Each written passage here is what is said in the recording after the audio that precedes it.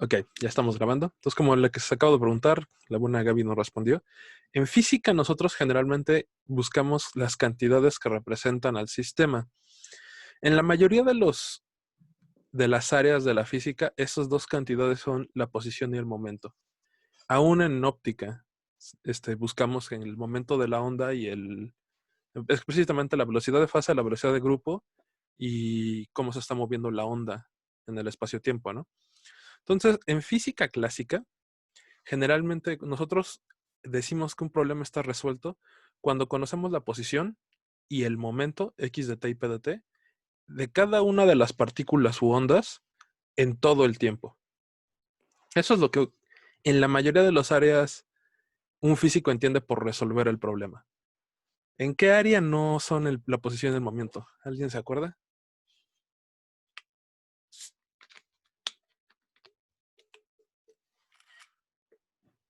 Sería cuántica, ¿no? Estamos hablando de física clásica, mi querido Alejandro. Sí, en la cuántica. No, en la cuántica también vamos a buscar la posición del momento. Ahorita lo vemos. Por ejemplo, en termodinámica, nosotros no podemos ver la posición y el momento de cada partícula del sistema, porque de entrada estamos suponiendo que tenemos tantas pequeñas partículas que simplemente es imposible. Y entonces buscamos otra clase de cantidades que lo representen, como serían la temperatura, la presión, el volumen. Buscamos otra clase de cantidades. Entonces, la definición que dio Gaby de buscamos las cantidades que describan mejor el sistema es la solución más general. Pero en la mayoría de las áreas de la física, lo que nos importa es la posición y el momento de todas las partículas.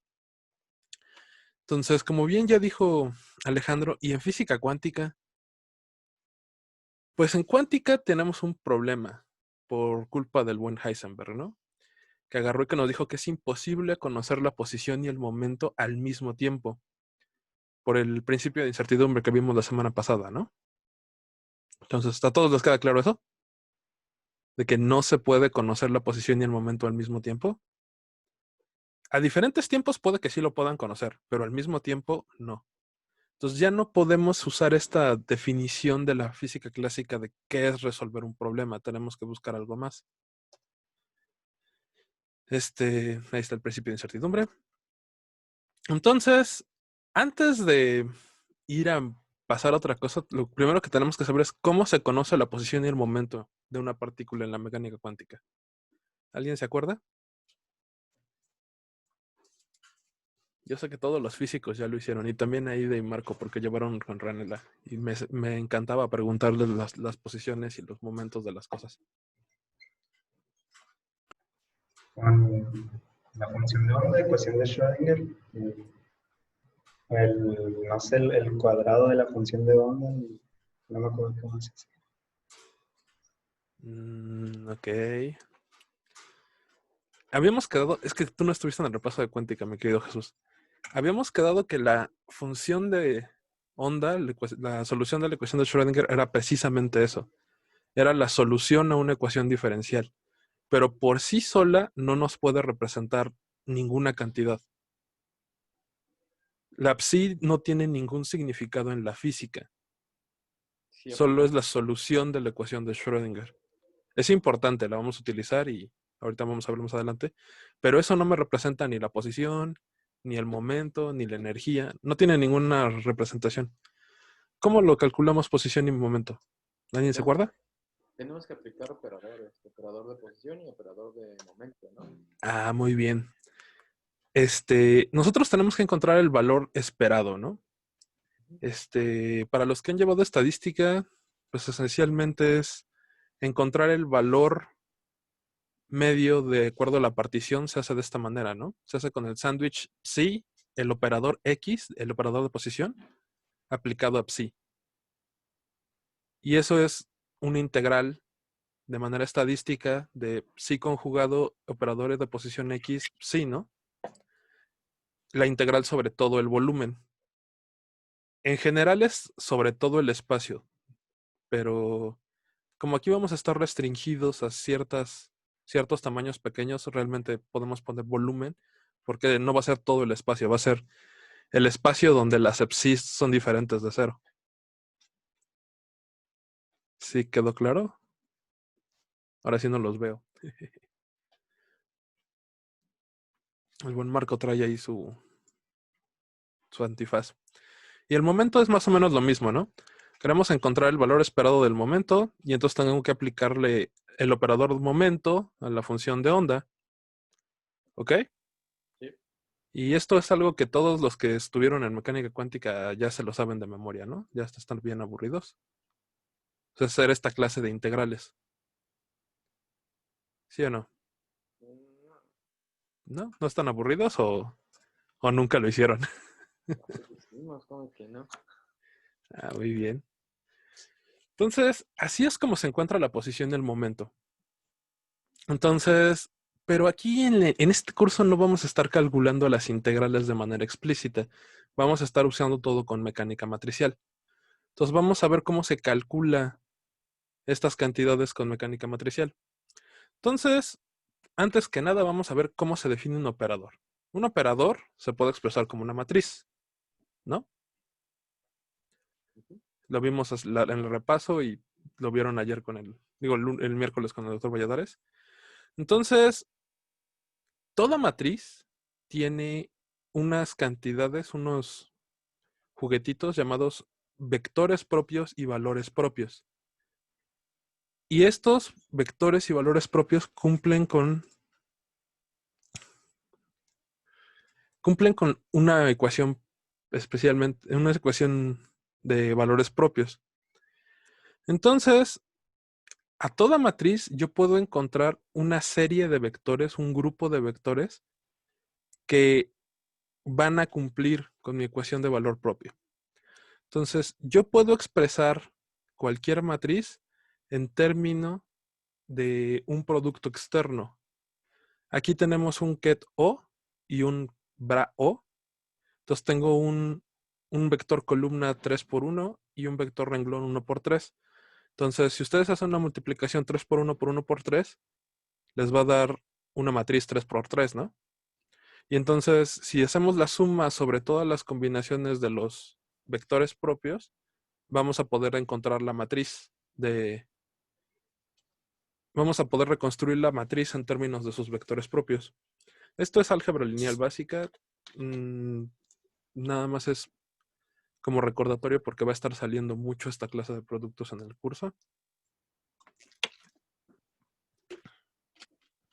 ¿Hasta aquí hay alguna duda de cómo es una matriz en términos de un producto externo, de sus valores, de sus vectores propios, de sus eigenvectores?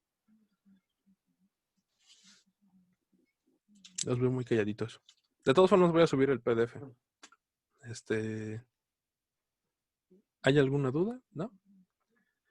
Entonces, los O's son los vectores propios, ¿no? Y cada vector propio pues, tiene un valor propio que cumple la ecuación de valores propios, ¿no? Si yo le aplico el operador O a uno de sus vectores propios, lo que va a hacer este operador es dejarme el mismo vector propio y simplemente ponerme un eigenvalor, un valor propio, ¿no? ¿Sí se acuerdan de eso? Ujú. Aquí no hay nada raro, ¿no? ¿Por qué es importante expresar el operador en términos de sus vectores propios? Como vimos en el repaso el viernes pasado, si yo aplico un operador cualquiera a mi estado y le aplico el operador, este va a hacer que mi vector cambie, ¿no? Visto desde el punto de vista euclidiano, yo tengo un vector en 2 dimensiones y le aplico una matriz cualquiera de 2 por 2. Lo que va a hacer esa matriz es transformarme mi vector y generalmente me lo va a rotar y me lo va a ensanchar o me lo va a encoger, ¿no? Entonces, esto va a pasar en cualquier número de dimensiones. Fue lo que descubre Hilbert hace literalmente 100 años. Él agarra y dice, esta misma idea de que multiplicar una matriz a cualquier vector me lo rota y me lo cambia de tamaño, tiene un significado físico. Por ejemplo, yo se los puse de que aquí tengo mi medicamento. Tenemos mi electrón en una cajita, ¿no? Entonces, está mi electrón en una cajita y yo quiero medir, perdón, la cajita es verde, por eso se ve extraña. una más grande, de Kleenex. Entonces tengo mi cajita, ¿no? Y acá adentro yo tengo mi electrón, que está aquí rebotando dentro de mi caja de potencial. Y si ustedes llegan y miden la posición del electrón, ¿con qué podrían ustedes medir la posición del electrón? A ver, sé que todos van a ser experimentales, entonces quiero que tengan la idea experimental de qué está pasando. Por ejemplo, yo quiero aplicarle un operador de posición. Está mi cajita, está mi electrón aquí rebotando dentro de la caja, y entonces yo llego con un instrumento experimental para tratar de medir la posición del electrón. ¿Qué clase de aparato utilizarían ustedes para medir eso?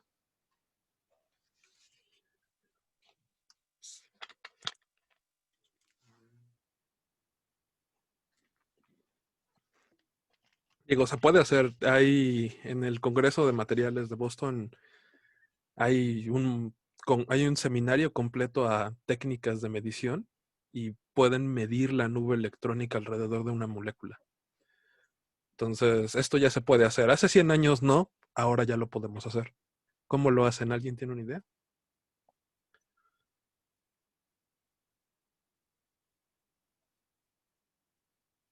¿Nadie?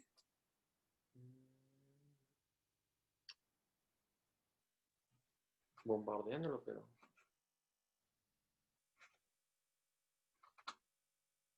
Digo, si ustedes tienen clásicamente, ¿no? Por ejemplo, tienen un carrito. Ah, mira, sí tengo un carrito a la mano, que nunca había pasado. Tienen un carrito. Entonces, clásicamente ustedes quieren medir la posición. ¿Cómo miden la posición del carrito?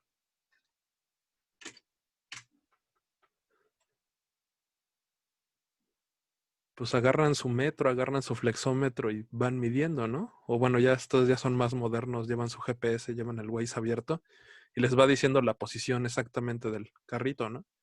Y el Waze hasta les dice la velocidad. Entonces, algo similar tienen que hacer con los átomos y con los electrones. ¿Qué es lo que se hace? ¿Alguien se acuerda?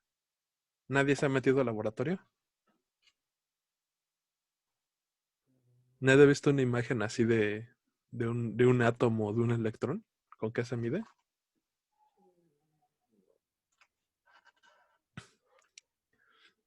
No tengan miedo. ¿Qué no, pasó? pues, no. ¿No? ¿Tú no has llevado tus muestras a medir al microscopio, Marco? No, primero tuvimos que limpiar y ahorita estoy pesando. Pero sí vas a reportar estructura en tu artículo, ¿no? O bueno, en No, tu tesis. sí, tengo que. Entonces, Pero ¿ya no te me queda. platicó el director cómo lo vas a medir? No, todavía Ok. no. Era un albañil, pensé que era la alarma sísmica. Bueno, generalmente lo que haces es, tú tienes que reportar la estructura y hay dos maneras de hacerla.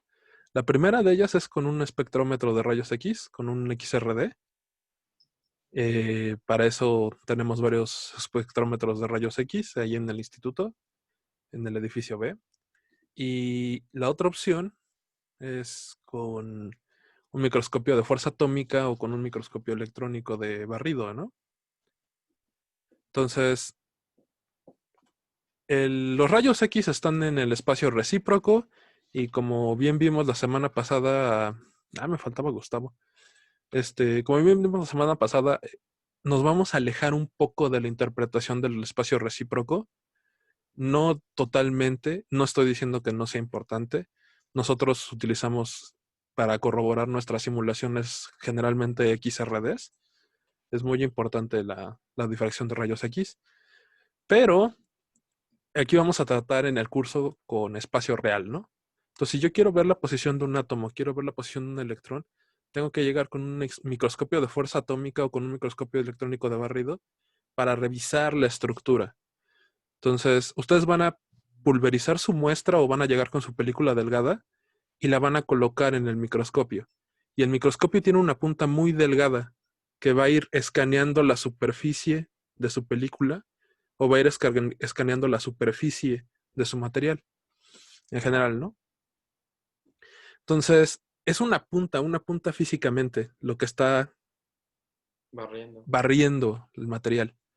Entonces, esa punta es una punta muy delgada, pero siempre que aquí digamos muy o muy delgada, muy pequeña, tenemos que dar medidas. Resulta que aún en las mejores puntas, la punta tiene varios angstroms de ancho, incluso varios nanómetros de ancho.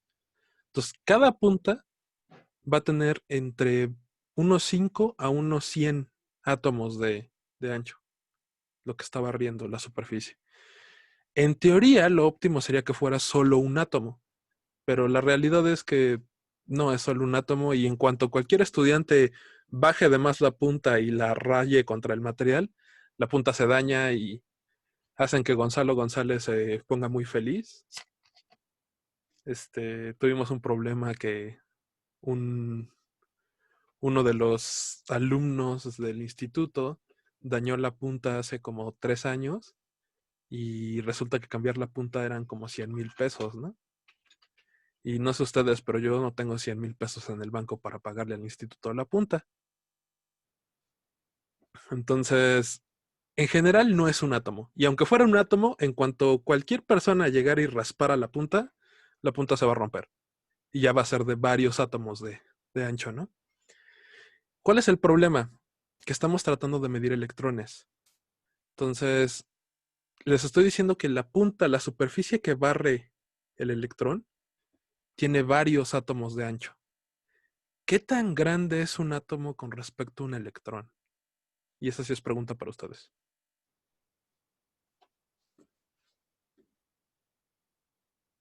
¿Qué tan grande es el protón contra el electrón? Vamos a irnos con el hidrógeno, el más fácil de todos. La punta no está hecha de hidrógeno, está hecha generalmente creo que es de tungsteno, que es considerablemente más gordo que un hidrógeno, pero vamos a dejarlo en hidrógeno. ¿Qué tan grande es un hidrógeno con respecto a un electrón?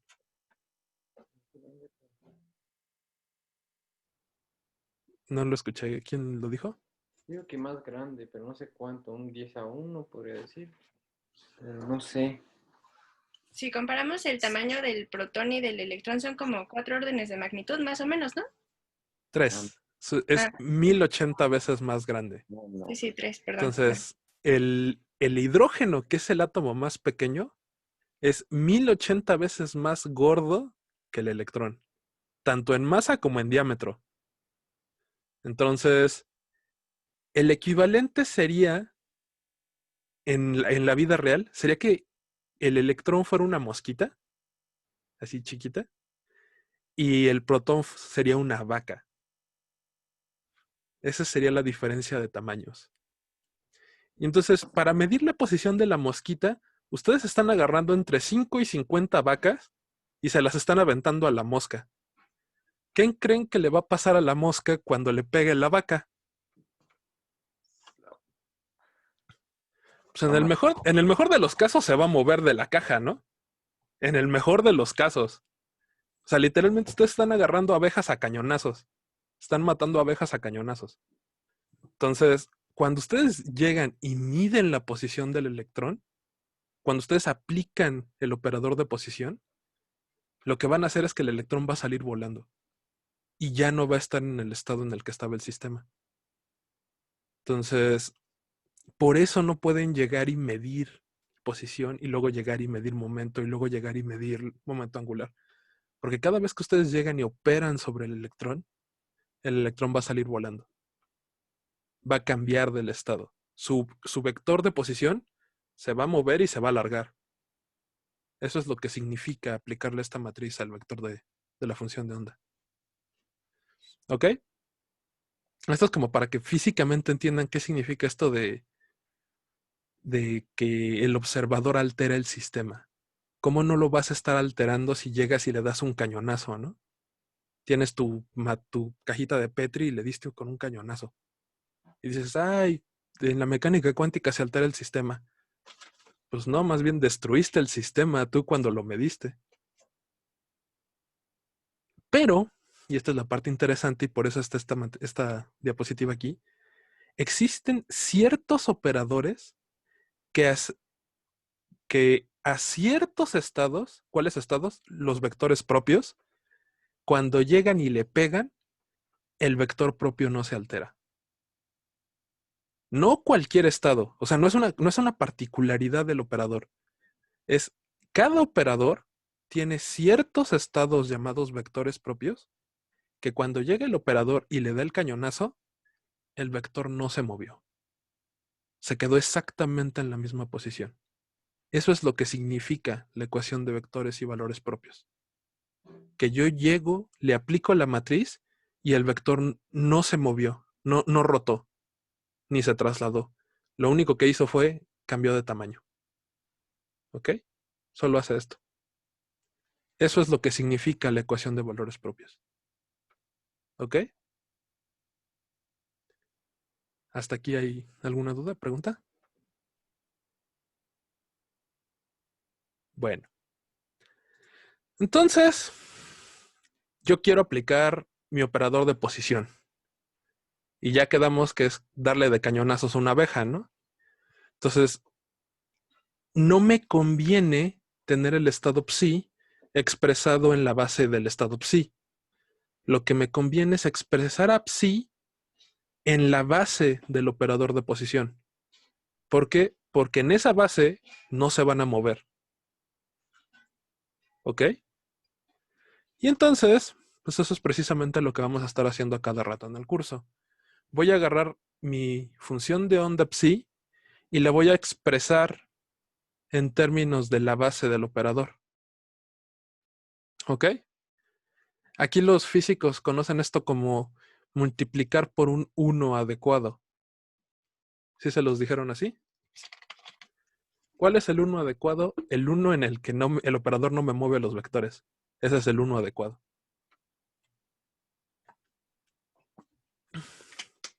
Entonces, agarro psi, lo multiplico por un 1.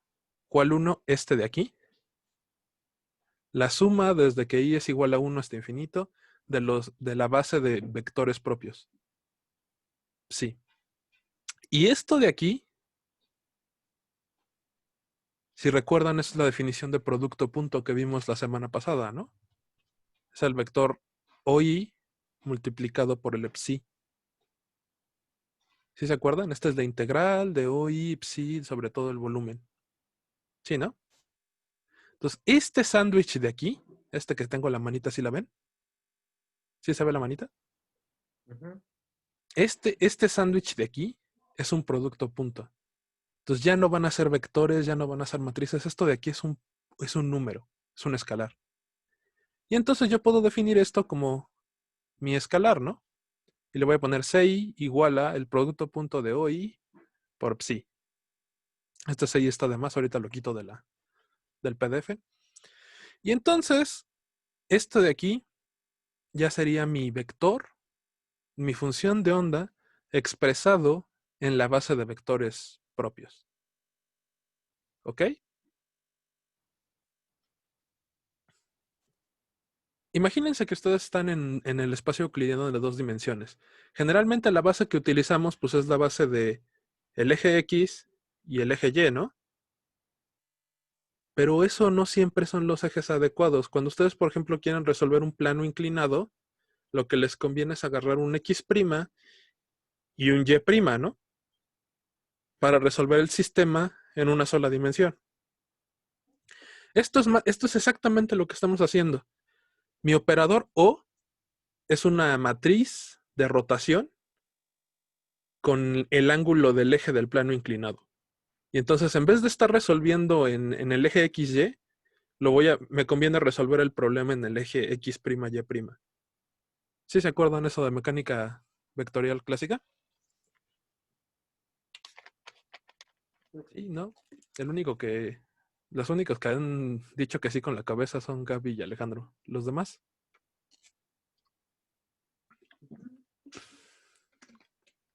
¿Sí o no? Ya Joel dijo, sí, está muy claro. Ya Kevin se rió, ya estamos avanzando. Entonces, en mecánica matricial, las funciones de onda son vectores y los operadores son matrices, ¿no? Entonces, siempre que tengan dudas de qué está pasando, véanlo como si fuera un espacio euclidiano, R2 o R3. Entonces, un operador es una matriz pues en R2 una matriz aplicada a un vector o lo rota o lo ensancha y lo acorta, ¿no? Aquí es lo mismo. El operador es una matriz y va a rotar mis vectores y va a ensanchar o angostar mis magnitudes. ¿Ok? Entonces, ¿cuál base nos conviene utilizar? Pues la base de la matriz. Nos conviene el plano inclinado, no nos conviene nuestro plano XY estándar. ¿Ok? Muy bien.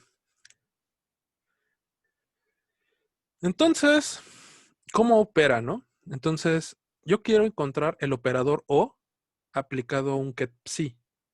Entonces, lo primero que hago es expandir a mi función de onda en términos de los vectores de la base del operador, ¿no? Entonces, sustituyo psi por lo que acabo de calcular. La suma de los CI vectores propios I. Y entonces, el operador, pues ya lo puedo meter dentro de la suma. El escalar intercambia con las matrices, conmuta con matrices. Y entonces ya nada más tengo O aplicado a mi vector propio OI. Y esto, pues por definición de ecuación de vector propio, pues es simplemente el valor propio por el mismo vector OI, ¿no? Entonces, el vector O no le hace nada a los vectores propios O. Ojo, el vector sí está cambiando de tamaño y de rotación, ¿eh? Porque originalmente era CI por OI, pero aquí ya tengo que es CI OI por OI. Cambió el tamaño de cada uno de las direcciones, ¿no? Entonces, si estoy cambiando el tamaño de cada dirección, pues estoy rotando y alargando el vector. ¿Sí o no? Les digo porque lo vamos a estar utilizando mucho. Entonces, esta clase de meter unos, cambiar de base, hacer productos, punto, se va a utilizar mucho con esta notación. Entonces, es importante que en este momento entiendan qué está pasando en física y en matemáticas. ¿Hasta aquí hay dudas? Bueno, si no ya irán saliendo. Entonces, volvamos a lo que nos chunche. El vector X, el operador de posición. Yo, para encontrar la posición de la función de onda psi, tengo que expandir en la base de posición. Existen ciertos eigenvectores del operador de posición y los vamos a anotar como ket X bra X, ¿no? Y entonces, yo tengo este producto punto de aquí. El producto punto de el vector propio X por psi. Y aquí viene la parte que Sutton no dijo y el doctor tampoco dijo y que me faltó decirles la semana pasada es este producto punto X psi lo definimos como la función de onda en el espacio real. Literalmente es una definición de mecánica cuántica matricial. Este producto X psi es f de X. Y psi X es psi conjugada de X, ¿no? Y es una definición, no hay manera de que la saquen de algún lado. Esta literalmente es una definición. Y entonces, para calcular X, pues ya simplemente tengo que X conmuta con la función de onda porque ya es una función. Y entonces X aplicado al vector X, pues simplemente ya es X, ¿no? Y así puedo yo encontrar la posición. ¿Y qué pasa con el momento? Bueno, con el momento puedo hacer algo similar. Puedo expandir la función de onda en términos de la base de momentos. Y entonces yo voy a tener este producto punto P psi. Y ese producto punto es la función de onda en el espacio de momentos, en el espacio recíproco. Y entonces yo puedo definir a las phi de P's. Phi, ¿por qué? Porque es una base distinta a las psis. Literalmente son funciones de onda distintas. Como el producto P psi. Y estas son las famosísimas funciones de onda del espacio recíproco. Los físicos seguramente tuvieron que resolver algún problema. Yo recuerdo que Renela también les deja problemas, ¿no, Aida? De las funciones de onda en el espacio de momentos, en su representación de momentos. Sí, sí. Ok. Entonces, así es como se calcula la posición y el momento en mecánica cuántica.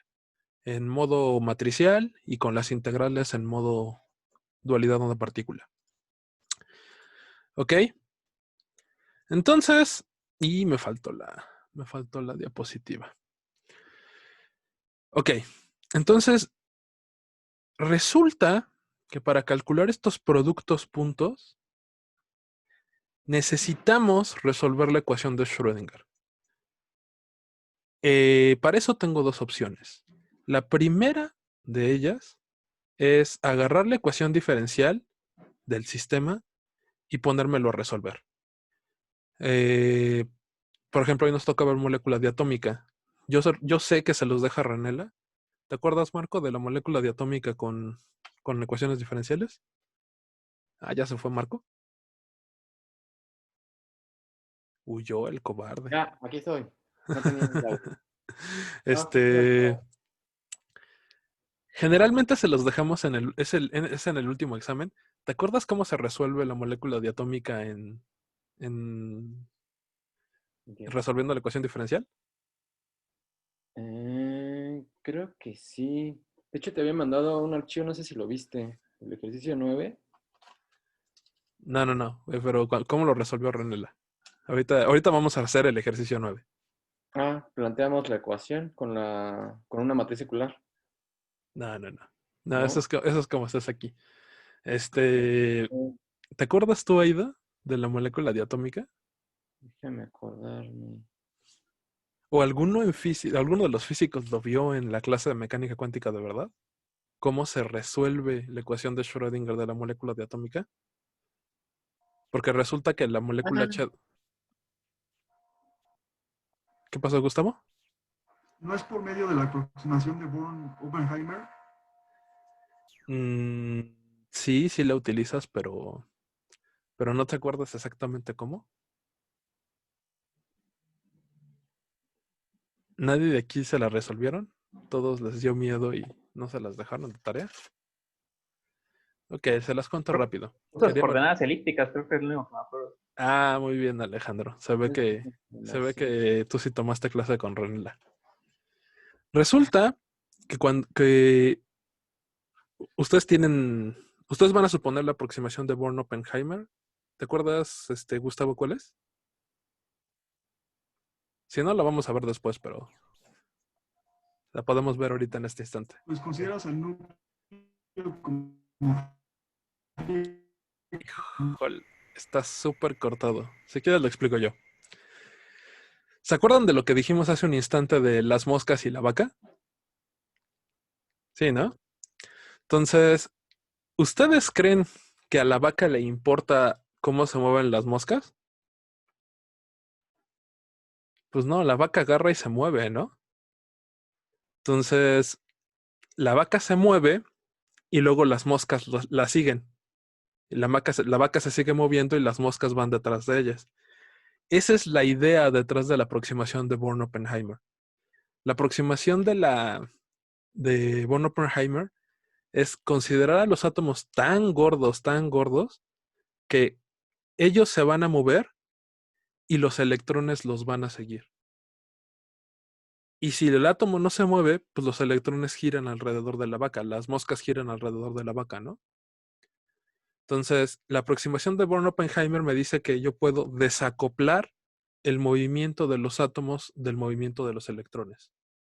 Y entonces nosotros vamos a mover los electrones mover los átomos manteniendo los electrones fijos, y luego vamos a mantener los átomos fijos y vamos a mover los electrones.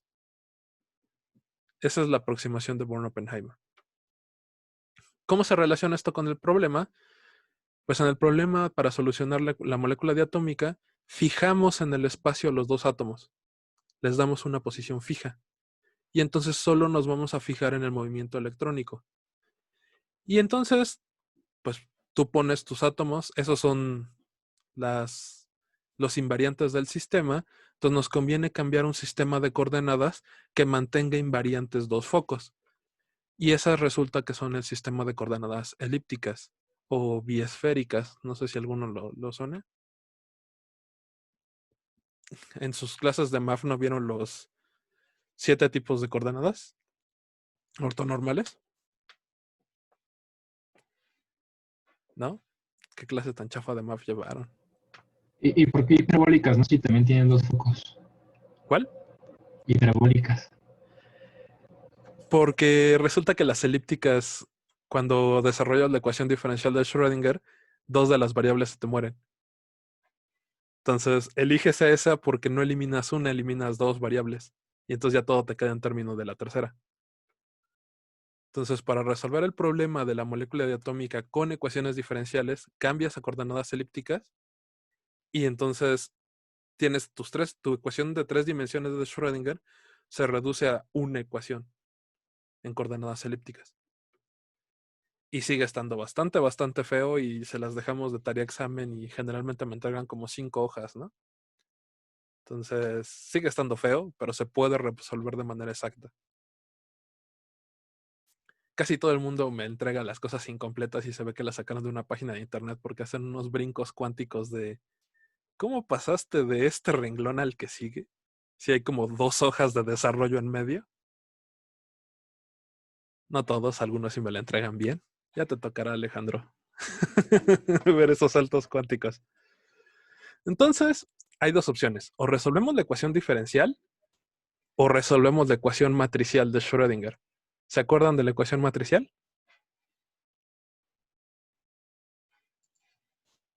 Pues es esta, ¿no? Esta es mi ecuación de Schrödinger. La energía aplicado al ket psi es igual al operador hamiltoniano aplicado al ket psi. ¿No? Y entonces tenemos 2 opciones. O resolvemos esta ecuación matricial o resolvemos la ecuación diferencial que está bien horrible. Entonces, pues como verán, queda 1 hora de clase, entonces claramente no voy a resolver la ecuación diferencial. Vamos a resolver esta ecuación matricial. ¿Ok? ¿Y qué significa resolver esta ecuación matricial? Necesito encontrar los vectores propios del operador hamiltoniano y encontrar los valores propios del hamiltoniano, que son las energías del sistema. Entonces, en vez de resolver una ecuación diferencial horrible y llevarme 5 páginas, lo que voy a hacer es resolver la ecuación de eigenvalores para el hamiltoniano. ¿Ok? Y eso es lo que se va a estar pidiendo en el curso. Que ustedes encuentren los eigenvalores y encuentren los eigenvectores del sistema. ¿Ok? Entonces, para eso primero tenemos que hacer una suposición. Vamos a suponer que la solución de la molécula es una combinación lineal de los orbitales atómicos aislados. Esto se conoce como la aproximación LCAO, Linear Combination of Atomic Orbitals. ¿Qué quiere decir eso? A ver, ¿alguien se acuerda de lo que explicó el doctor Valladares el miércoles? ¿Alguien se acuerda?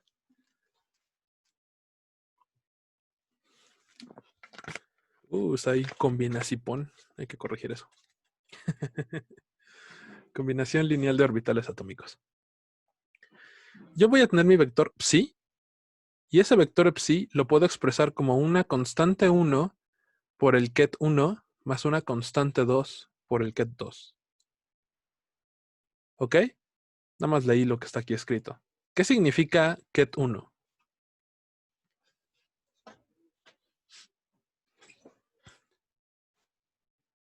Vamos, se supone que ya leyeron el libro y tomaron clase con el doctor la clase pasada. Esto ya es repaso. Es el estado. No te escucho, Marco. ¿Qué pasó? Sería en el estado 1. Ajá. En El ese caso 1. fue, Sí si que, teníamos una Es el molécula. estado del electrón cerca del primer núcleo, ¿no? ok. Ustedes ya resolvieron en sus clases de cuántica, o yo de manera chafa se lo resolví la semana pasada, la ecuación del átomo de hidrógeno, ¿no? Entonces, todo el curso vamos a suponer que la solución de mi material, de mi molécula, de mi cristal, de mi superficie, se puede expresar como una combinación lineal de la suma de las soluciones de cada átomo separado. Entonces, el ket 1 es la solución a la ecuación de Schrödinger, la función de onda de la ecuación de Schrödinger para el átomo 1. En general, vamos a suponer que es una de las soluciones. ¿Cuál solución? Vamos a agarrar generalmente el electrón de valencia. ¿Todos ubican electrones de valencia y electrones de conducción? Entonces, lo que va a suponer Soron y lo que vamos a suponer durante todo el curso es que el único electrón que le va a importar que va a aportar cada átomo va a ser el electrón más externo de su capa. Entonces, ahí ya después veremos problemillas cuando haya 2 o cuando haya 3 electrones, pero durante buena parte del curso, los primeros mes y medio, vamos a suponer que tiene un solo electrón por átomo. Y que ese electrón va a ser el orbital más externo, el electrón de valencia, pues. En particular, Soron va a suponer que son orbitales 1s durante los primeros 5 capítulos. Entonces, va a hablar del material como si se tratara de cualquier átomo, pero implícitamente está tratando a todos los orbitales como si fueran el 1s. Entonces, todos los materiales van a ser hidrógenos. ¿Ok? En realidad no, en realidad más bien serían como metales alcalinos. Ya sé que el hidrógeno está en la familia A1, pero pues no es un metal, ¿no? Entonces, entonces el ket 1 es la solución de un átomo hidrogenoide en el punto 1. Y el ket 2 es otro átomo hidrogenoide en la posición 2. No son la misma posición. ¿Ok? Entonces, primera aproximación, vamos a suponer que solo hay un orbital, el 1s. Y la segunda aproximación es que vamos a suponer que la molécula la puedo expresar como una combinación lineal de la solución del átomo 1 con el átomo 2. ¿Ok? ¿Por qué es una aproximación, mi querida Gabriela? A ver. Otra vez, ¿por qué es una aproximación? ¿Qué cosa? ¿Por qué es una aproximación la combinación lineal de orbitales atómicos? ¿Qué es una aproximación? Uch, a ver. Estaba pensando en otra cosa, me agarraste. A ver. Yo pensé que estabas concentrado, por eso te pregunté. No estamos Perdón. considerando las interacciones electrón-electrón. Ok, eso fue lo que les dijo el doctor. Yo no lo puse aquí, pero la ecuación de Schrödinger es la energía cinética más la energía potencial. Entonces, en este caso, que es una molécula atómica, vamos a tener la energía cinética más el potencial del átomo 1 más el potencial del átomo 2. Entonces, la primera aproximación es, me hace falta el potencial electrón-electrón. En todo el curso nos los vamos a chutar. No hay interacción electrón-electrón. En la clase de hoy se van a dar cuenta que sí hay. Aunque no haya el potencial coulombiano de repulsión de electrones, sí hay interacción electrón-electrón. De manera indirecta. La segunda aproximación es, pues yo tengo las soluciones de una ecuación diferencial del átomo 1, que es energía potencial más el potencial 1. Y las soluciones del átomo 2 son la energía potencial, perdón, la energía cinética más la energía potencial del átomo 2. Entonces, ¿qué me dice que esta tercera ecuación diferencial, que es la suma de los dos términos potenciales, va a tener las mismas soluciones que el potencial 1 por separado y el potencial 2 por separado. Matemáticamente eso no tiene mucho sentido, ¿o sí?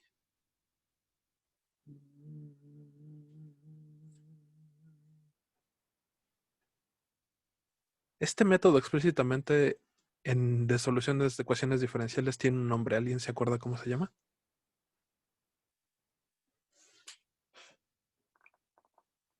Que agarran un hamiltoniano y le suman otro potencial y entonces expresan las soluciones como combinación lineal de las soluciones del hamiltoniano puro. Ajá.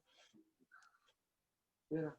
Ah, Lo vemos con Ranella. Lo debieron haber visto todos los físicos en cuántica. ah. No me Se lo, acuerdo. se lo perdono a los químicos y se lo perdono a Jesús. No me acuerdo, no me acuerdo. ¿Algún físico se acuerda cómo se llama este método?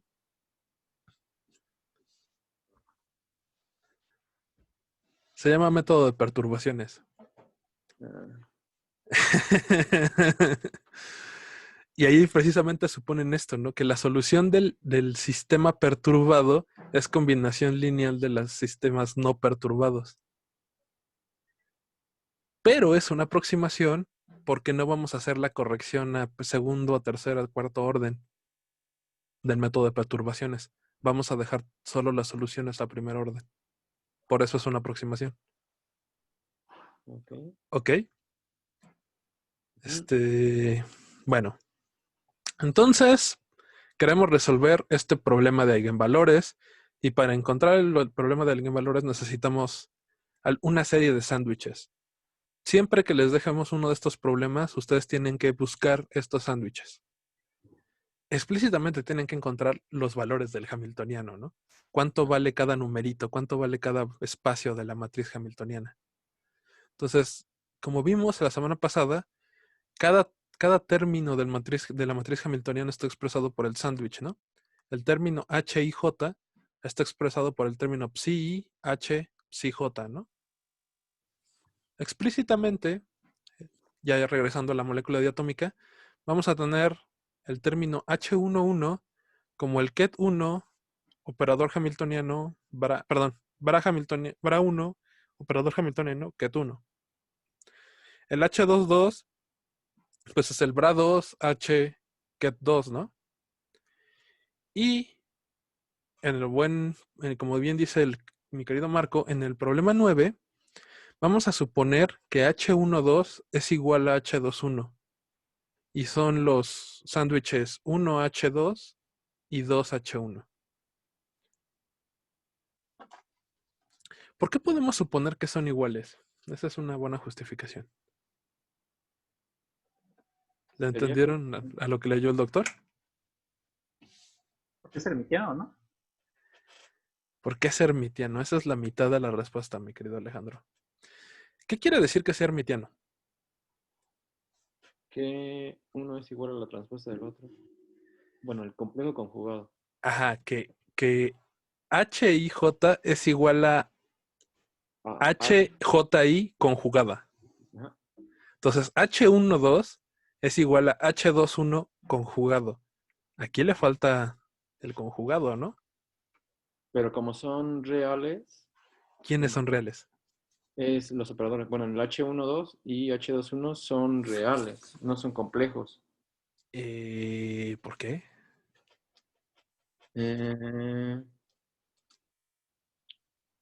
O sea, lo que me estás diciendo es cierto. Esa es a la conclusión que quiero llegar. Pero ¿por qué? A ver. Porque estamos en el espacio real. Casi. Las funciones de onda en el espacio real son reales. ¿Recuerdan que las vimos hace una semana? Todas estas tenían una representación en el espacio real. No tenían parte compleja. Si Epsi1 o Epsi2 fueran complejas, el sándwich podría ser complejo. Pero como las dos son reales, este sándwich, esta integral, este producto interno, va a ser real. Ojo, podemos tener funciones de onda complejas y que aún así el hamiltoniano tenga eigenvalores reales. Entonces, ¿por qué podemos suponer esto? Porque las funciones de onda, las soluciones del átomo de hidrógeno son reales. ¿Alguien se acuerda de una solución compleja?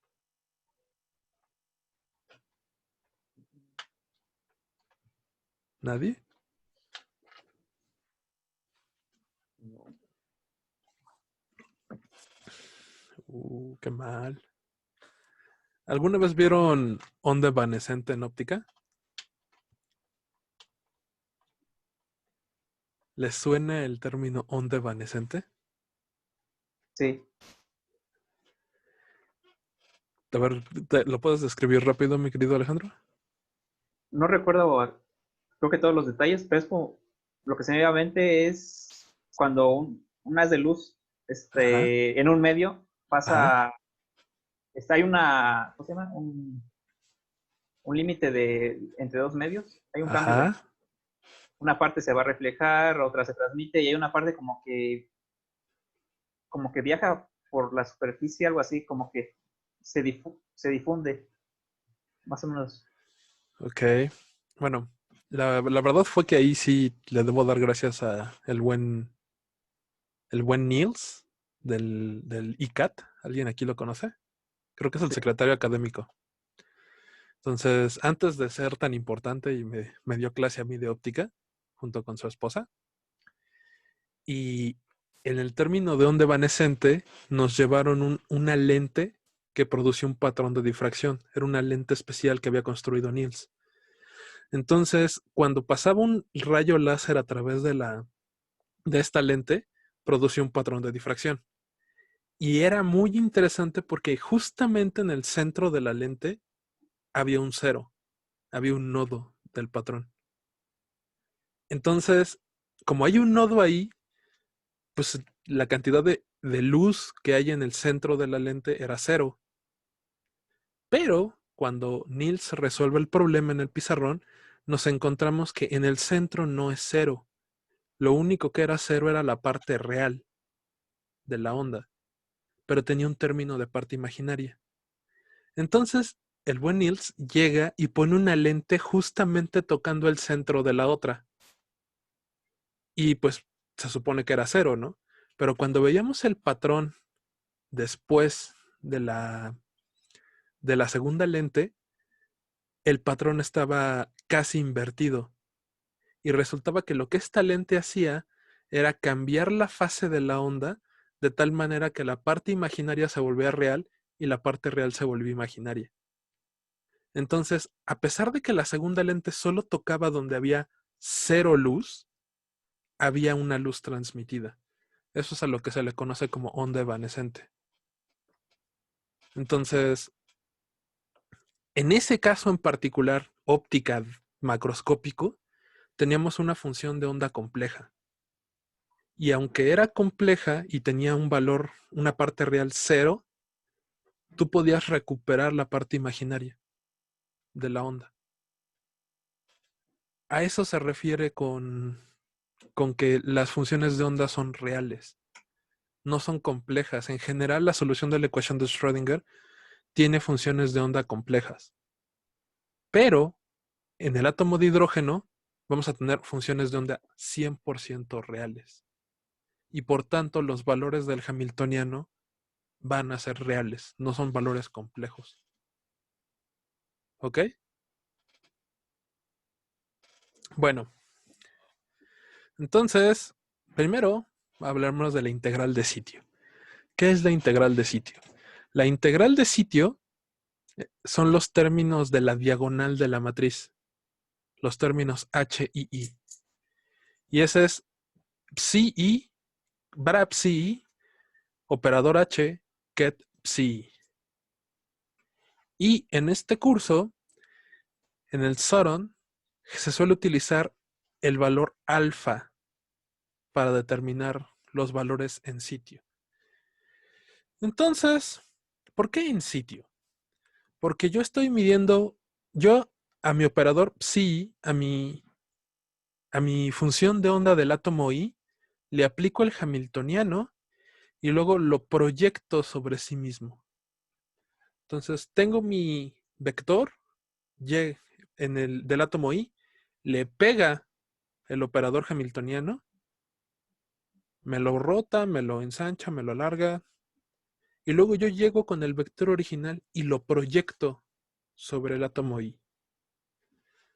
Entonces, tengo mi electrón en la posición I, tengo mi electrón amarrado a mi átomo I, le mido la energía y luego veo qué tanto porcentaje de ese vector se quedó en el átomo I. Esto es lo que significa la integral de sitio. Tengo mi vector de la posición I, le aplico el aspirador hamiltoniano y se rota y se traslada y me queda qué tanto de esta rotación y traslación sigue estando en el átomo I. De la parte física sería, tengo mi hidrógeno 1, llego con mi microscopio y le mido al átomo 1 qué tanto electrón hay aquí. Entonces, cuando yo llego y le pego con el microscopio, un cacho del electrón puede que se vaya a otro lado, puede que se aleje. Pero si la mayoría del electrón se va a quedar ahí. Entonces, eso es lo que significa este sándwich. Tengo mi electrón en el átomo I, le pego con el hamiltoniano y luego me fijo qué porcentaje del electrón se quedó en el átomo I. ¿Ok? Y bueno, van a ver, tengo dos átomos, voy a tener dos energías en sitio, ¿no? La alfa 1, que es la energía del átomo 1, y la alfa 2, que es la energía del átomo 2. ¿Sí queda claro más o menos qué es la integral de sitio? Ok. Ahora viene la que cuesta trabajo entender. Integral de salto. HI distinto de J, el sándwich CI, H, CJ. Entonces, como les acabo de decir, y como bien dice en el problema 9, H12 es igual a H21, y ese va a tener un valor beta y J, que durante buena parte del curso simplemente va a ser beta. Este sándwich de aquí, ¿qué significa? El H psi J.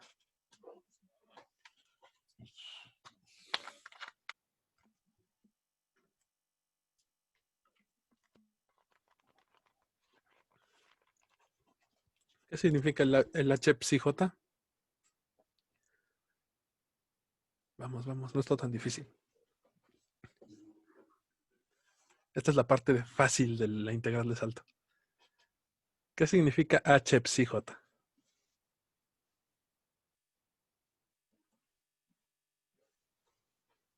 El operador hamiltoniano aplicado en el estado J. Ah, muy bien, mi querido Marco. Ustedes tienen su átomo Jésimo y llegan con el microscopio electrónico y le pegan y ven dónde estaba el electrón, ¿no? Entonces, pues lo que yo esperaría es que el electrón siguiera estando por ahí. Pero resulta que va a haber un cachito del electrón que cuando llegaron y le pegaron, llegaron y lo observaron, se va a mover. La nube electrónica se va a deformar. Y entonces, un cachito del electrón que estaba en J se puede mover hacia el átomo I. Cachito más chiquito, ¿no? Casi toda la carga se va a quedar acá. Entonces, este integral me va a decir que cuando yo llego y le mido la energía al electrón de valencia del átomo J, un cachito de ese electrón puede estar en el átomo I. ¿Por qué? Porque estoy proyectando con el bra I. Entonces, cuando yo llego y le medí la energía, un cachito que estaba en el átomo J brincó al átomo I. Y entonces el resultado de este sándwich es la energía necesaria para que un electrón en el átomo J pase al átomo I. que el electrón brinque del átomo J hacia el átomo I. Por eso se conoce como integral de salto. ¿Ok? Entonces, tenemos que la integral del sitio es, tengo mi electrón en el átomo I, llego, le mido la posición y me fijo pues, cuál es la energía de lo que se quedó en el átomo I. Por eso es integral de sitio, energía de sitio. Y lo representamos con alfas. La integral de salto es, tengo mi átomo J, le mido su posición, le mido con el hamiltoniano y veo cuál es la energía necesaria para que un cachito del electrón brinque para acá. Con un cachito me refiero a, puede ser todo, ¿eh? Puede que todo el átomo, todo el electrón esté brincando. Cuando todo el electrón brinca, ¿qué tipo de enlace tengo?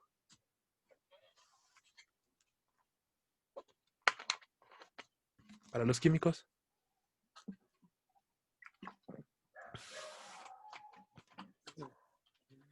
Si el electrón brinca completo del átomo J al átomo I, Iónico. tengo un enlace 100% iónico. Cuando brinca del átomo I a exactamente la mitad entre el átomo I y el átomo J, es un enlace 100% covalente. La realidad es que la mayoría de los materiales no son ni 100% iónicos ni 100% covalentes. El electrón va a quedar ahí en medio de los dos, ¿no? ¿Ok? ¿Se entiende integral de salto? Entonces, en el libro, la notación que generalmente vamos a estar utilizando es B y J. La energía para que el átomo brinque entre el átomo I y el átomo J. Y esto es importante, nosotros vamos a estar considerando solo saltos a átomos vecinos, a primeros vecinos. Entonces, en general, casi todo el curso, vamos a considerar que la integral de salto solo es solo es beta. ¿Por qué? Porque todos los brincos que no sean a átomos vecinos, vamos a considerar que son 0. Esto se llama aproximación a primeros vecinos. ¿Ok? Ahorita no es tan interesante porque tengo dos átomos, ¿no? Entonces, pues cada uno solo tiene un vecino, entonces no hay otro vecino a quien brincar. Pero ya que veamos molécula triatómica, cadena, superficie, vamos a estar considerando casi todo el curso que los electrones solo pueden brincar al átomo de al lado. ¿Ok? Entonces, por eso la integral de salto casi siempre es beta y solo es diferente de 0 cuando son átomos consecutivos en la red. ¿Ok? Muy bien. Ahora viene la integral de traslape. Nosotros tenemos dos tipos de funciones, psi y psi-j, ¿no? Entonces, la integral de traslape, en general, la base que utilizan los físicos es ortonormal. Y siempre que yo no les diga que hay traslape, ustedes van a considerar que la función de onda es ortonormal. ¿Qué quiere decir que es ortonormal? Que el bracket IJ es igual a delta de Kronecker IJ, ¿no? Si las I son iguales, el 1, 1 o el 2, 2, pues entonces eso vale 1. Y si son diferentes, vale 0. A menos que explícitamente yo les diga, vamos a considerar el traslape.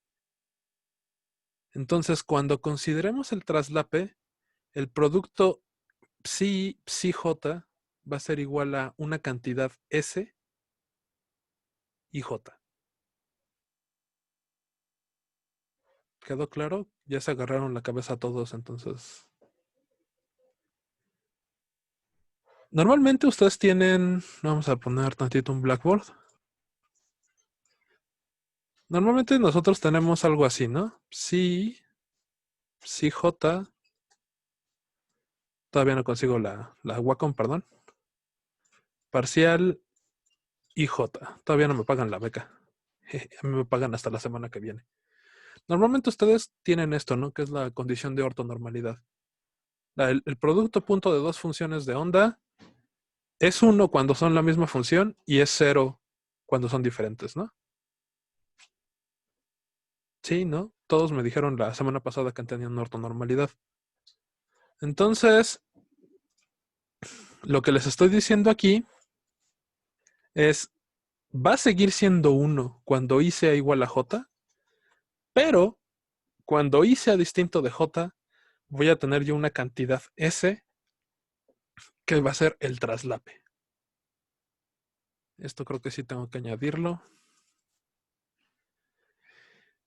Ustedes tienen su función de onda 1S y su función de onda 2S. Digo, perdón, su función de onda 1, que es 1S, y su función de onda 2, ¿no? ¿Sí? Entonces, cuando están separados, cuando están los átomos aislados, pues tengo que el traslape es 0 porque la función de onda ya llegó a 0, ¿no? ¿Sí? ¿Todos de acuerdo? Pero cuando se van juntando,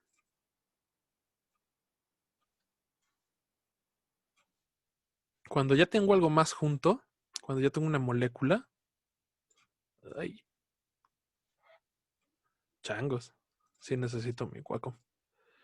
Cuando ya los tengo más juntos, lo que va a pasar es que va a haber una región en el espacio donde Epsi 1 y Epsi 2 van a ser distintas de 0.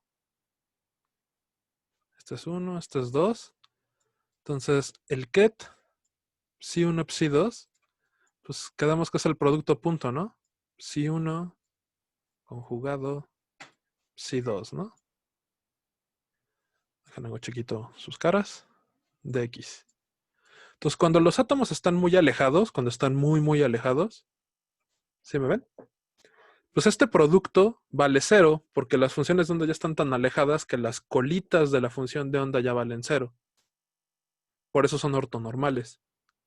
Pero cuando los tengo muy cerca, va a haber una región donde Psi 1 y Psi 2 simultáneamente van a ser distintas de 0.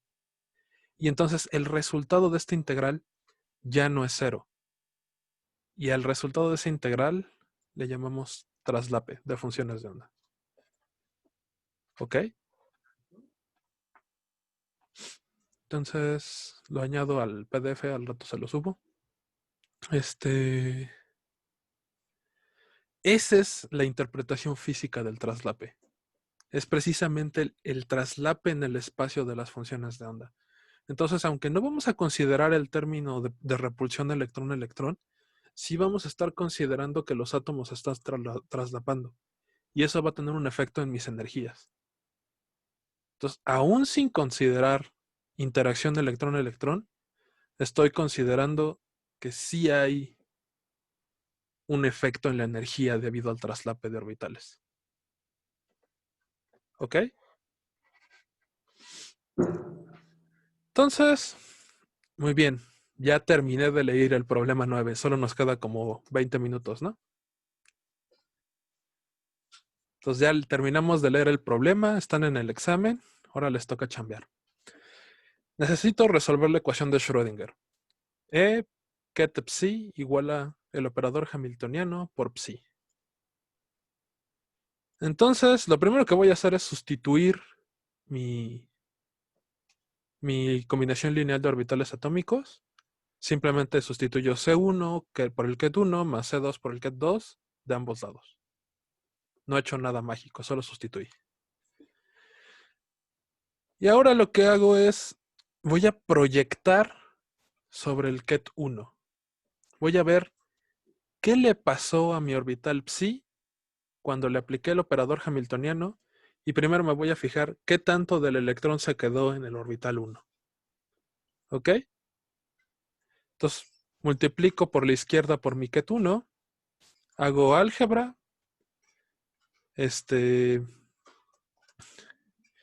La E, que es una energía, pues sale del ket, ¿no? Es un escalar. Aquí no creo que haya dudas. El ket es un vector. C1 es una escalar. Entonces, el 1 entra hasta el 1 y el 1 entra hasta el ket 2, ¿no? Entonces tenemos S1 por el bracket 1, 1 más S2 por el bracket 1, 2. ¿Ok? Y del otro lado pasa lo mismo. El operador hamiltoniano, que es una matriz, pues el escalar lo puedo brincar hacia afuera, ¿no? Y pues, las matrices suelen ser lineales, entonces es h aplicada a una combinación lineal, pues es h aplicado a la primera más h aplicado a la segunda, ¿no? Y entonces obtenemos esto. C1, BRA1, H1 y C2, 1, H2. No hice nada fantástico aquí. Es pura álgebra lineal, ¿no? ¿Sí? ¿No? ¿Hay alguna duda? Y entonces, pues, sustituyo cuánto valen los sándwiches, ¿no? El sándwich es 1, 1. ¿El sándwich 1, 1 cuánto vale? 1. 1, ¿no? El sándwich 1, 2. Ese. Normalmente vale 0. Pero como estamos resolviéndolo con traslape, pues vale S. Y es lo que nos queda, ¿no? 1C1, S1 más S2 por S. Y luego nos quedan los sándwiches 1H1 y 1H2. ¿Cuánto vale 1H1? Alfa. Pues va a valer alfa nada más, ¿no? ¿Y 1H2? Beta. Pues beta. Y obtenemos esta ecuación, ¿no? ¿Hasta aquí hay alguna duda? Entonces yo puedo, esta es mi primera ecuación secular, que la obtuve proyectando sobre el Ket 1, ¿sí se acuerdan? Pero yo tengo dos ecuaciones seculares porque tengo dos átomos. Entonces hay que repetir esta misma chamba con el Ket 2. Entonces cuando ustedes sustituyen el Ket 2, van a llegar a la segunda ecuación secular. Van a tener S1, 2, 1 más S2, 2, 2, bracket 2, 2 igual a C1, bracket 2H1 más C2, bracket 2H2. Y sustituyendo el valor de los sándwiches, llegamos a mi segunda ecuación secular, ¿no? Entonces tengo un sistema de ecuaciones seculares. ¿Cuáles estas? ¿A qué se diferencia con lo que resolvieron con el doctor Valladares? Pues estos términos que tienen la S en la clase pasada valían 0, ¿no? Pero ahora no. Y eso va a hacer que la matemática se ponga mucho más divertida. Este es mi determinante del sistema de ecuaciones seculares, ¿no? Ajá. Y como bien les dijo el doctor Valladares, para que la ecuación tenga una solución única, el determinante tiene que valer 0. ¿Este determinante cómo se resuelve? ¿Cómo se resuelve? Multiplicamos entre Pues calculamos el determinante, ¿no? A menos alfa por A menos alfa menos beta menos ES por beta menos ES. Y nos queda esta ecuación. Si se dan cuenta, tiene esta parte extra que no tenía en la clase pasada. ¿No? Y eso va a hacer que esté mucho más divertido, porque ahora tengo dos términos extras que me van a estar estorbando, ¿no? ¿Cómo resuelven esta ecuación?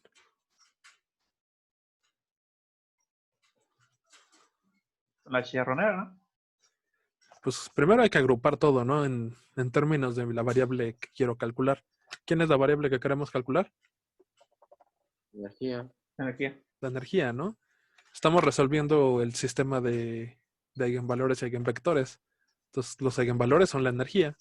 Entonces, queremos encontrar la energía. Primero, separamos en los términos cuadráticos, que es un e cuadrada 1 menos s cuadrada. Los términos lineales, que hábilmente le pongo el menos afuera. 2 alfa menos 2 beta s, más los términos independientes, alfa cuadrada menos beta cuadrada. ¿Ok? Y entonces aplicamos la fórmula general. Hola, señor francés. Yo le conozco como chicharronera, pero el doctor siempre me ha dicho que diga fórmula general. Entonces, ¿cuál es la fórmula general? ¿Alguien se acuerda? X es igual a menos b cuadrada más la raíz de... no. Menos b más menos la raíz de b cuadrada Ajá. menos 4ac sobre 2a. Ok, entonces tenemos que... Yo hábilmente le puse el menos afuera. Entonces ya realmente solo es... Menos b solo es 2 alfa menos 2 beta s. más menos b cuadrada, que es 2 alfa menos 2 beta s cuadrada, al cuadrado, menos 4ac, ¿no? A es 1 menos s cuadrada y c es alfa cuadrada menos beta cuadrada. Entre 2a, ¿no? 2, 1 menos s. Entonces, lo primero que hago es divido por factor común. Me quito todos los 2 del sistema. Este 2 se mueren con este 2, se muere con este 2. El 2 entra a la raíz cuadrada como un 4, ¿no? Entonces, mata este 4 y mata este 2 al cuadrado y mata este 2 al cuadrado. ¿No?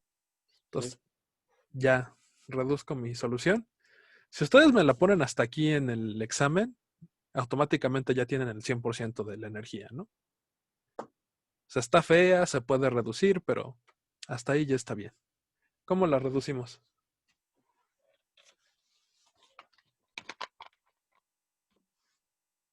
¿Cómo lo reducimos? Desarrollándolo. La desarrollamos, no hay que desarrollar los dos binomios. Entonces, cuando lo desarrollamos, pues me queda esto, ¿no? Cuadrado del primero menos 2 veces el primero por el segundo más cuadrado del segundo menos alfa cuadrada más beta cuadrada, que es 1 por esto, más s cuadrada por esto, ¿no? Entonces nos queda menos alfa cuadrada más beta cuadrada más alfa cuadrada s cuadrada menos beta cuadrada menos beta s cuadrada al cuadrado todo, ¿no? Entonces las alfas se mueren, la beta s al cuadrado se muere, y entonces nos queda solo el término alfa cuadrada s cuadrada. Sí, perdón, hasta ahí me quedé. Ya estaba yo terminando el desarrollo cuando dio las 12 del día. Nos queda el término alfa cuadrada s cuadrada menos 2 alfa beta s más beta cuadrada. Y eso, ¿cómo se puede reducir?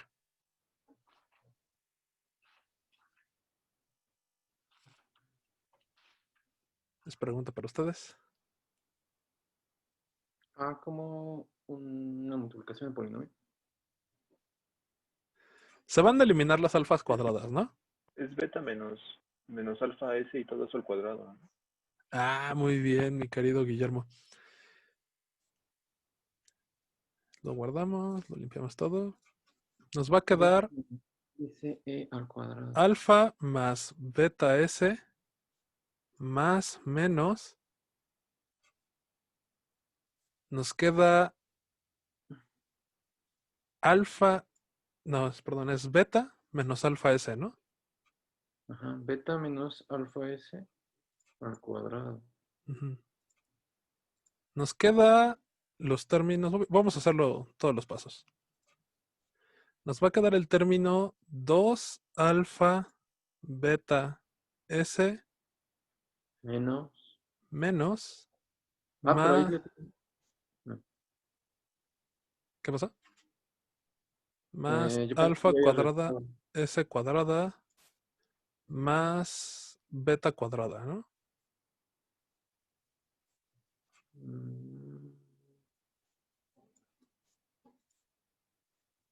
¿Se lo escribí bien? Y entonces esto de aquí es un cuadrado perfecto, ¿no? Es el cuadrado perfecto alfa más beta s más menos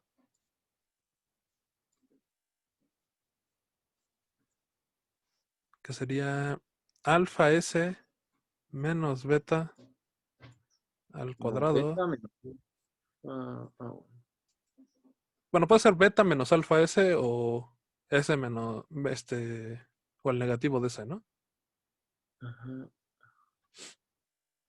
Entre 1 más s cuadrado. Y este ya es el resultado final. Estos fueron los dos pasos que me faltaron poner en la diapositiva. Se los pongo antes de subirlo. Y nos faltaría comparar esto con la molécula diatómica sin traslape. Si no tenemos traslape, ¿a qué se reduce esto?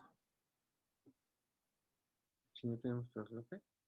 Si no hay traslape, quiere decir que S vale 0, ¿no?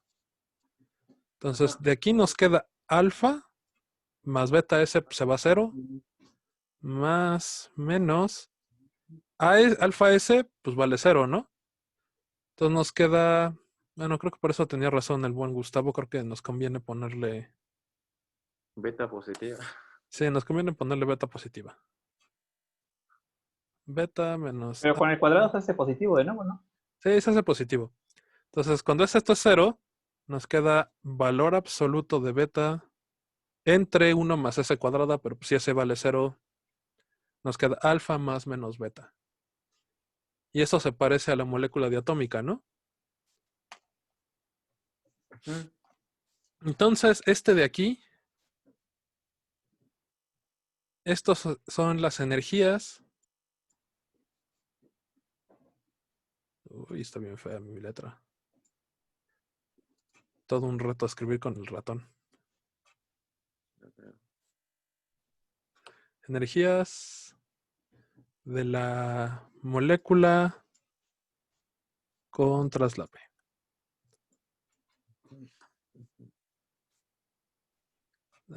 Creo que mejor lo hago con la de escribir.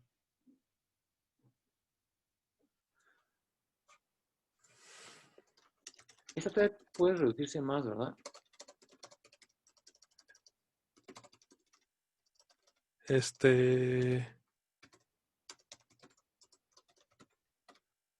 ¿Cómo la reducirías más? Quitando los cuadrados.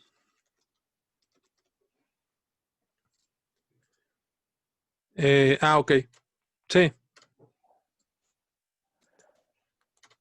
Sí, porque este no es un cuadrado, ¿no? Este es Ahí tengo una raíz y abajo tengo un cuadrado. Por eso. Sí, tienes toda la razón, mi querido Marco. Sí es Marco, ¿no? Ajá, sí. Este es un medio y entonces esto lo podemos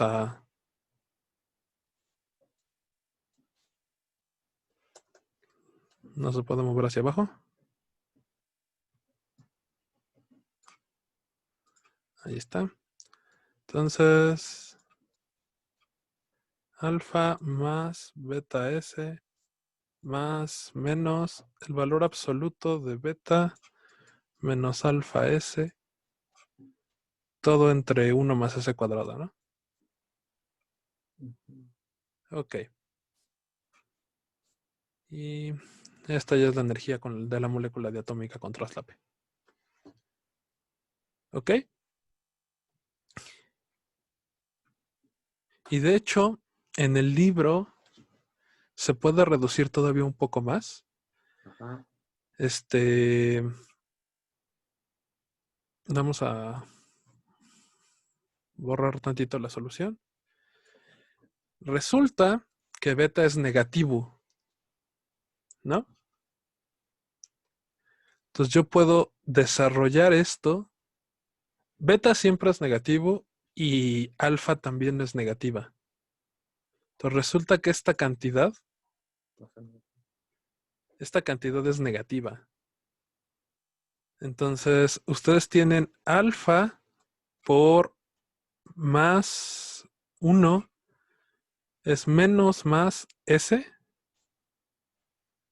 más menos beta por 1, si no me recuerdo, es 1 menos más S. Todo esto dividido entre 1 más S cuadrado. Ajá. Y esto todavía se puede reducir un poco. ¿Alguien se acuerda cómo? Sí, como 1 más S por 1 menos S. Como 1 más S por 1 menos S. Y entonces eliminan el término correspondiente y ya obtienen la energía en sitio, ¿no? Perdón, ya obtienen los eigenvalores de la energía. Pero ya lo dejamos hasta ahí. ¿Ok? De hecho, creo que aquí está al revés. Creo que es... Sí, porque van alternados. Creo que es más menos S y menos más S. ¿Sí ubican estos símbolos, los demás? O sea, cuando este vale más, este vale menos, y cuando este vale menos, este vale más. Por cómo está el valor absoluto. ¿Ok? Muy bien. Entonces, esto es lo que vamos a estar haciendo durante el curso. Vamos a estar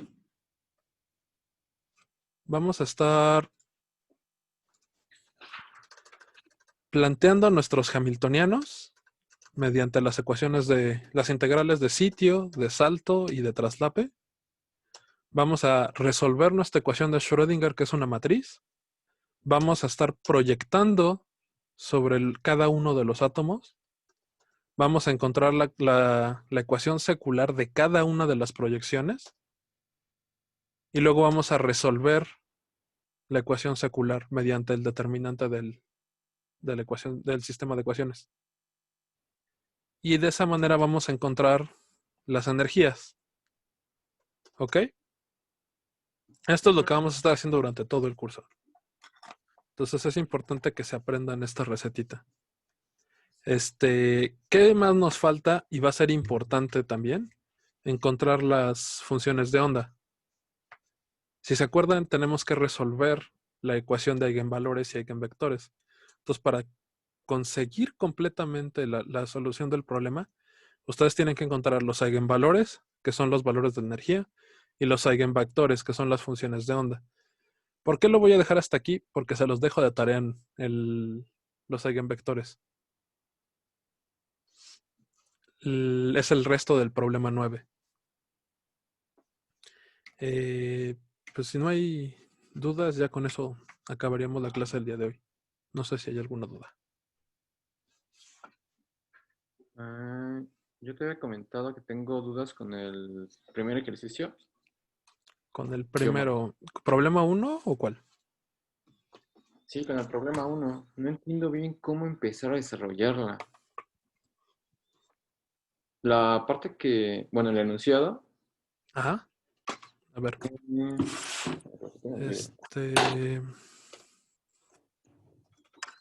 Déjame salgo de la presentación. Tengo el Sutton abierto. Entonces, a ver, mi querido Marco.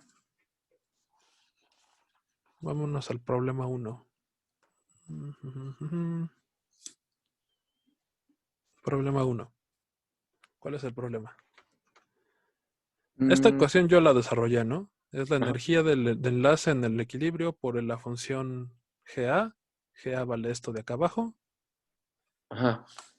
En el siguiente enunciado, cuando te hablan del radio de Bye, de Wigner Sites, y están diciendo que ahí las condiciones es cuando están en el equilibrio, bueno, de mínima energía, ¿no? Entonces se supone que ahí el radio de bytes es igual al radio de bytes en equilibrio. Entonces, esta es mi duda. ¿La A no se vuelve 0?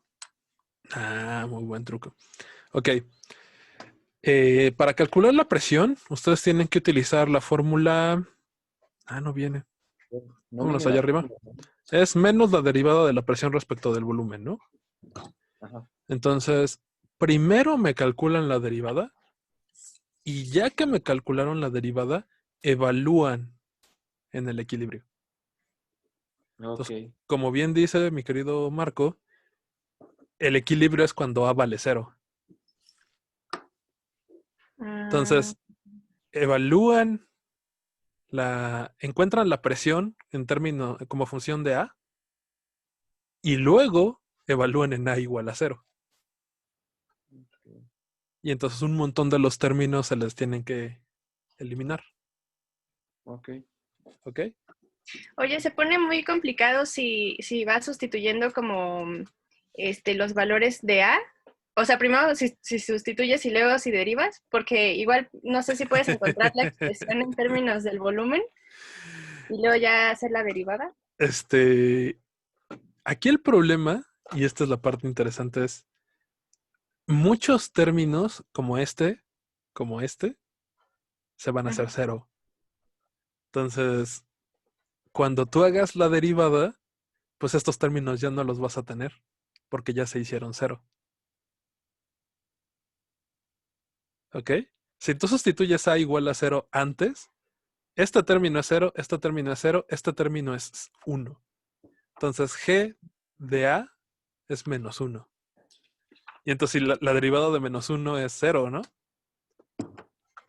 Entonces, no puedes sustituir antes A. Tienes que llevártela cargando. Y eso hace que salgan un montonal de términos, especialmente para el módulo de bulto, para la segunda derivada. Aquí no hay tanto problema, ¿no? Van a salir 2 términos de aquí y van a salir otros 3 términos cuando hagan la derivada de un producto. Y se pueden agrupar porque todos quedan en términos de A menos A. Y entonces les van a quedar 5 términos multiplicados por E a la menos A. Y de esos 5 términos, uno se van a hacer 0 cuando ustedes sustituyan el equilibrio. ¿Ok? Entonces, sí, tristemente, este problema es de esos en los que si te ahorras pasos, no llegas al resultado del artículo de Rose. Lo único que les puedo decir es, después de hacerlo como 15 veces, sí se llega a lo que dice Rose, a lo que dice Suron que encuentra Rose. Y el que más trabajo les va a costar, la de la presión casi nadie le cuesta trabajo. Es más, me atrevería a decir que el módulo de bulto no les cuesta trabajo tampoco. La que les va a costar trabajo es la última.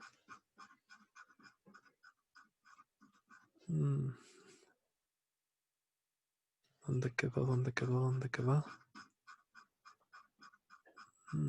Aquí están los cacahuatitos.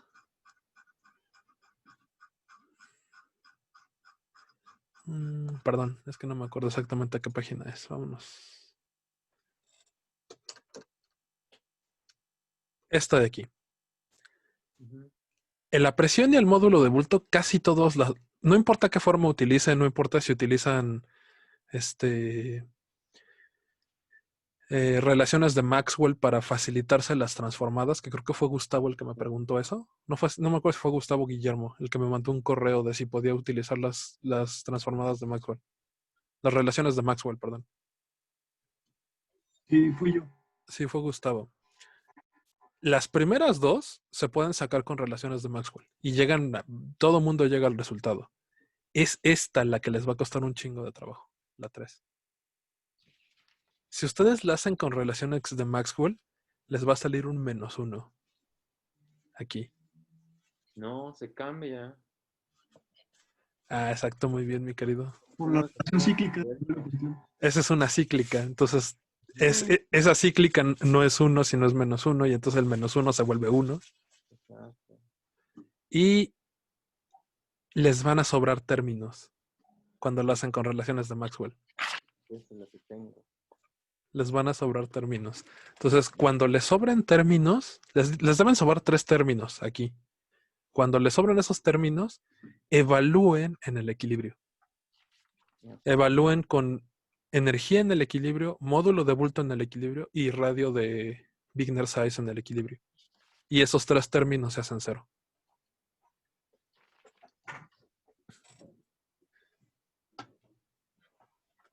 Gaby sí los tiene. Estas es de esas cosas que es más fácil en persona. Para decirles, aquí está el error. Si no, mándenme las fotos así como, oye, ya hice esto, ¿no? Y ya las checo. O aún mejor, hay que utilizar el Classroom. Pongan una fotito a la parte que les sobran los términos y ahí les contestamos a todos. Ok. ¿Sale? Pero sí son como 3 páginas, ¿no? Lo que llevan de talacha. ¿O alguien ya lo redujo? No. Muy bien. ¿Sí ya? ¿Gustavo va a romper el récord? Entonces ya saben 2 ejercicios que les voy a dejar de tarea. Probablemente la subo el lunes. El fin de semana la subo. El problema 1 y el problema 9. Casi siempre se los dejamos. Entonces, ¿qué otro me encanta ponerles? ¿Dónde están? ¿Dónde están? ¿Dónde están? Aquí están los problemas. ¿Ya todos tienen el Sutton? Esa es pregunta para ustedes. ¿Sí ya tienen el Sutton todos? Sí. Ok. Entonces, el 1 se lo solemos dejar de tarea. El que cuesta trabajo mucho es este de aquí. Este es el que todo el mundo le cuesta trabajo. Suelo preguntar la 3 para la hexagonal compacta y la FCC. Que me digan cuál es la diferencia. La del átomo de hidrógeno, yo creo que ya sufrieron con ellas en cuántica, entonces no se las voy a preguntar. ¿Cuál otra me gusta preguntar? Este en particular le gusta mucho al doctor Valladares. ¿Cómo es la matriz L? El problema 9. Si se dan cuenta, ya encontramos las energías ahorita en la clase, va a estar grabado. Solo les hace falta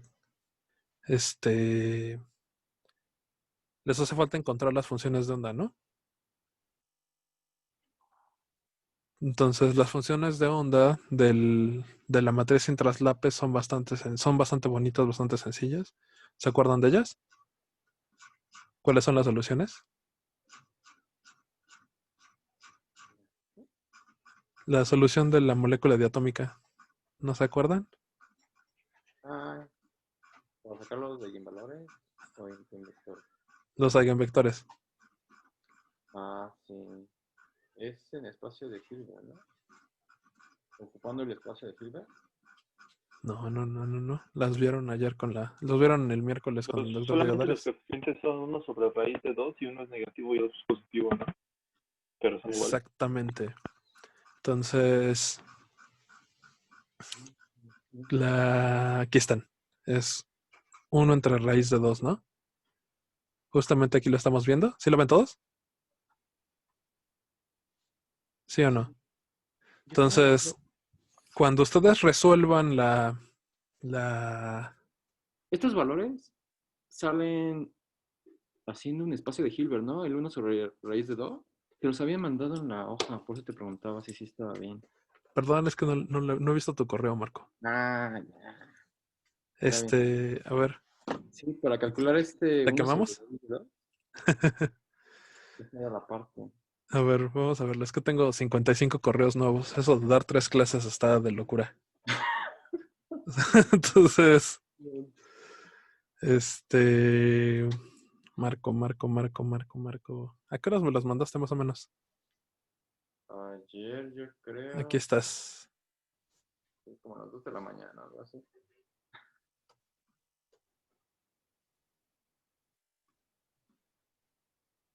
La parte donde calculamos los valores de C. Ajá. Parece que es la imagen. No te digo. Ok. Debe ser la 4. Si en la 4 los empiezo a calcular, por eso te preguntaba. A mí nada más me mandaste una página. No, acá están. Vienen 5 imágenes, ¿no? En la Ajá. cuarta es donde empiezo a calcular los valores de la C. Ajá. Entonces, es lo que te comentaba, si así se calcula el 1 sobre raíz de 2 o tiene otra forma. Porque los dos valores van a ser positivos, lo que cambia es cuando C es igual a C2, C1 a C2, Ajá. y C1 es igual a menos C2. Pero las raíces son las mismas. Ok. Ok. A ver, para los físicos que son expertos en álgebra lineal, ¿cómo se encuentran los eigenvectores? Solamente hay que usar la ortonormalización de la función de onda, ¿no? Proyectar sobre sí misma, igualar a 1 y ya, despegar. Casi no. Ustedes tienen que sustituir en el determinante secular, tienen que sustituir el valor de la energía que quieren usar. Entonces, por ejemplo, vamos a ponerle rápido la ecuación secular. Es este. Entonces, tenemos esta ecuación. Entonces, en esta ecuación que tienen aquí, ¿sí ven la manita? aquí tienen que sustituir el valor de la energía de bonding y el valor de la energía de antibonding. Entonces, en el caso de la molécula diatómica sin traslapes, aquí tienen que sustituir alfa menos beta y alfa más beta. Y lo que les va a pasar es que les va a quedar una matriz con todo igual a beta, ¿no? Se van a eliminar las alfas, les van a quedar betas. Y entonces, lo que ustedes van a encontrar es que dos de los renglones de la matriz son iguales y por tanto no pueden solucionar el sistema de ecuaciones. ¿Cuál sistema de ecuaciones? Este sistema de ecuaciones. No tiene solución. Entonces ustedes tienen que encontrar una nueva ecuación que me relacione la variable C1 y C2. ¿Por qué? Si ustedes sustituyen el valor de la energía aquí, se van a igualar las ecuaciones.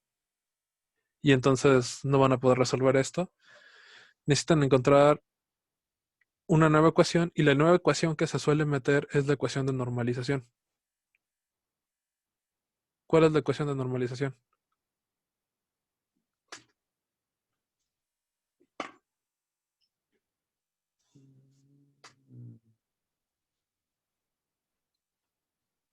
O sea, a ver, va de nuevo.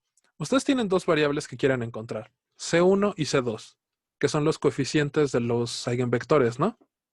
Ustedes quieren encontrar C1 y C2. Para encontrar C1 y C2, lo que hacemos normalmente es sustituir el valor de la energía en el sistema de ecuaciones. Pero cuando sustituyen el valor de la energía, las dos ecuaciones van a quedar iguales. Y esas dos ecuaciones, entonces ya no van a tener dos ecuaciones y dos incógnitas. Van a tener una ecuación y dos incógnitas. El sistema no es soluble. Entonces necesitan encontrar una nueva ecuación para completar su sistema de ecuaciones. Y la ecuación que se añade es la ecuación de normalización. La ecuación de normalización es C1 al cuadrado más C2 al cuadrado igual a 1. Y entonces ya tienen dos ecuaciones y dos incógnitas. ¿Ok?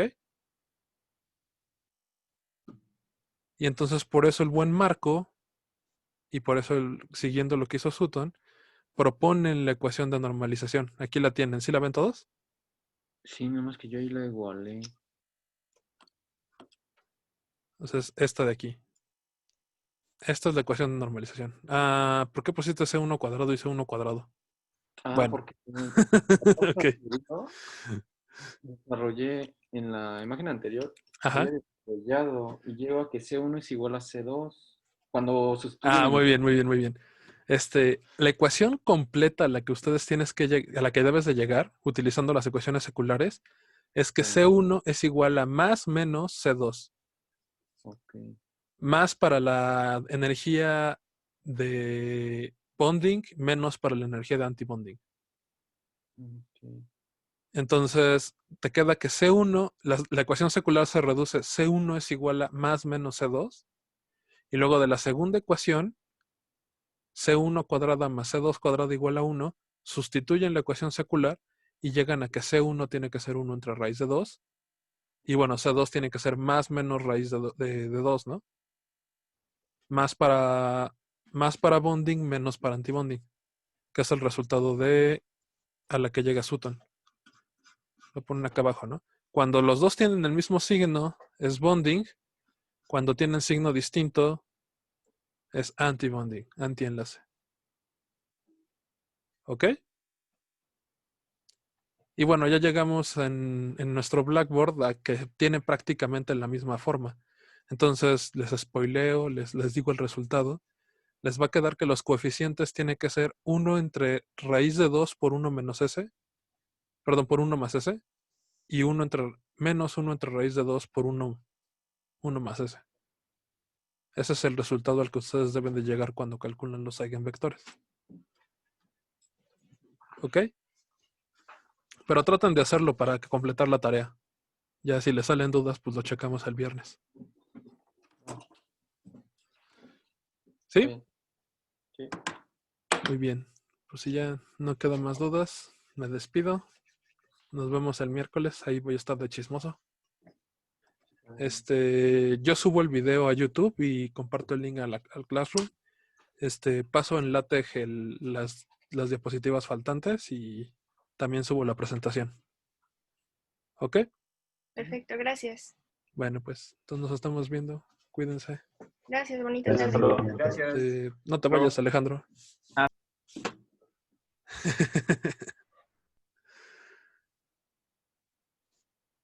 Entonces, No me salgo. dejamos de grabar. ¿Cómo se deja de grabar?